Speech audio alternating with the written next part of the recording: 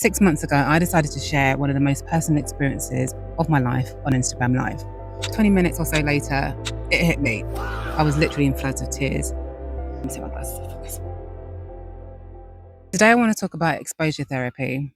It's something that I've come across quite recently, and I think it's a very powerful concept and one that I've been embracing. So before I'd actually heard of it, I was actually in it. 6 months ago, I decided to share one of the most personal experiences of my life on Instagram Live. Now, I'd convinced myself that I was ready to share it, it was fine. And afterwards, I felt kind of relieved, kind of lighter in a sense. But then, about 20 minutes or so later, it hit me. I was literally in floods of tears. Let me take my glasses off for this one. So basically, I think what I realized is that talking about trauma and processing trauma are two completely different things. Anyway, this video is not about that. This video is about realizing and accepting when there's a time to pause, when there's a time to pivot, and when there's a time to push through. Just to say, I've done a lot of healing over the years, especially when it came to, having had that loss. But one thing that I hadn't really dealt with is this concept of exposure therapy, and it's something that I've dealt with my clients, having worked in PR and pushing them to share their vulnerabilities and pushing them to share their stories. It's a completely different thing when you're in the driving seat. Looking back, I'm just really grateful that I gave myself permission, one, to share, because I think there's power in sharing.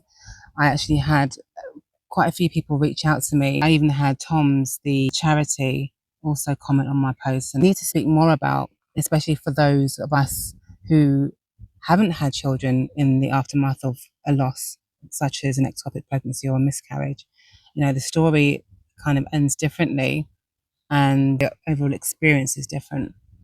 This whole video is about remembering who the F you are. And I always say that F stands for force, right? It can be the other one if you want it to be, but essentially it really is force, because I believe that we are a force. So this is a lesson about knowing when to pivot, knowing when to pause, and knowing when to push through. We are now on pushing through. So we had to change the date because of our calendars, and it ended up being Wednesday. We hadn't realised until the night before that the World Cup semi-final, with England would be at the same time, the exact same time, 8 p.m. Decided to push through because we're not football fans, and we just decided, let's just stick to it, otherwise we're just never going to get it done. And we're trying to move out of that, trying to make everything perfect. So that was a real test. And actually, the result was brilliant. Even though we had technical issues, Keisha had to put her phone in the freezer a couple of times when it cut out. But overall, we had a few people on the lives, which is more than we expected. And we had engagement as well. People were, involved in the conversations. We pushed through, we persevered.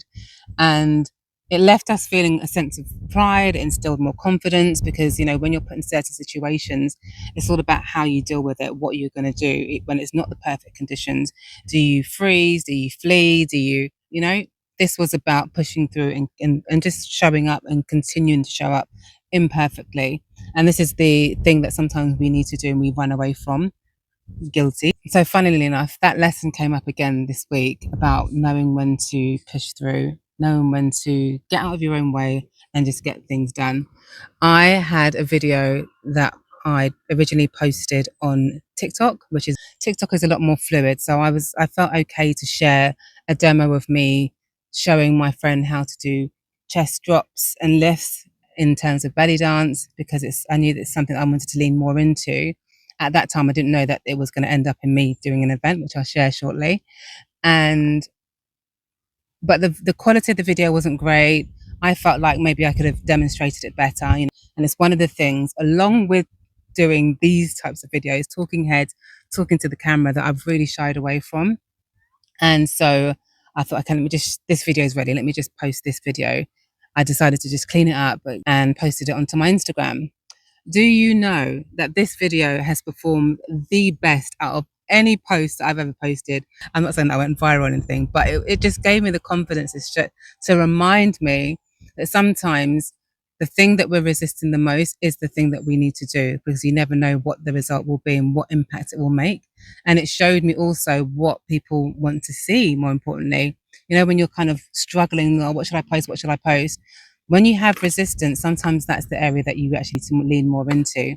So that was the biggest lesson: push through on the resistance. The famous book goes, the mountain is the way. And yeah, sometimes we need to get out of our own way to climb the mountain, get over the mountain, or get over ourselves in order to move forward, in order to actually become the version that we want to become. And yeah, so that was the huge lesson in terms of pushing through. So I had the pause, I had the pushing through. It calls for a pivot as well. Sometimes you've got to know when to switch things up. And I had that a few years ago after my travels, which I'll speak about another time. More importantly, I want to share with you about the pivot in terms of my own career, leaning more into wellness, leaning more into creation. I don't feel like we go through things. I feel like we grow through things.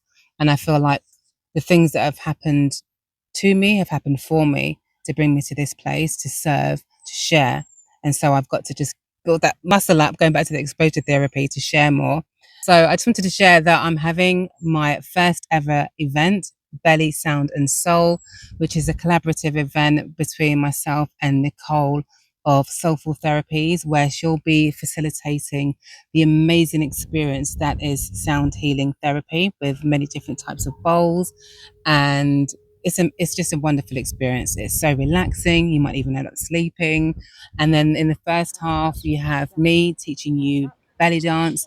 If you're an absolute beginner, that's absolutely fine, because it is for beginners. I haven't seen any other events like this. I've curated this because a lot of different types of wellness spaces, be it Pilates, yoga, just different types of events where there's no other way to say it, but sometimes you just end up feeling like a raisin in a pot of yogurt because these spaces can be very white and they can be quite exclusive, maybe not intentionally so, but I've been in these spaces where I've walked in and it's like that everyone's sort of turning around looking at you. So this is a space that's open for everyone, but it's obviously, I'm a black woman, and so it's for black women.